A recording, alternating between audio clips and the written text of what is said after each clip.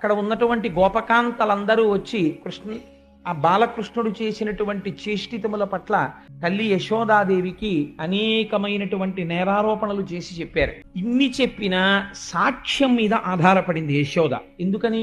ఉదయం నుంచి నా కొడుకు నా దగ్గరే ఉన్నాడు, ఇన్ని ఇళ్లల్లో తిరిగి ఇన్ని పనులు ఎలా చేస్తాడు, పైగా పాపం చూడండి ఎంత అమాయకంగా పడుకున్నాడో నా ఊళ్ళో, అందుకని కృష్ణుడు ఏ దోషము చెయ్యలేదు అని ఆవిడ ఒక తీర్మానం చేసింది. చేస్తే వాళ్ళకి అక్కసు వచ్చింది. ఆ గోపకాంతలకి అక్కసు వచ్చి వాళ్ళు అన్నారు, అవును మేము చెప్తే ఎందుకు నవ్వుతావులే అంటే, ఆవిడ మనసులో ఒక భావన ఉంది, మా వాడు ఇన్ని తప్పులు చేస్తే పట్టుకోవచ్చు కదా, అలా దొరికిపోతే పరమాత్మ ఇంకేముందండి, అందరూ పట్టేసుకుంటారు.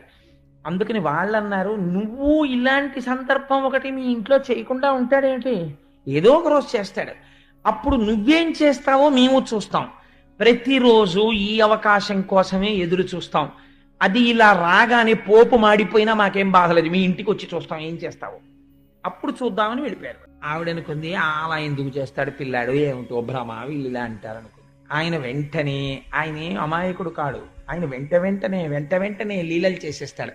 అమ్మకు ఒక చిన్న కానుక ఇవ్వాలనుకున్నాడు.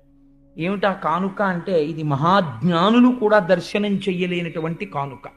ఇది భక్తి కలిగినటువంటి వాడికి ఈశ్వరుడు జ్ఞానం ఎలా ఇస్తాడు అన్నదానికి ఒక గొప్ప ఉదాహరణ.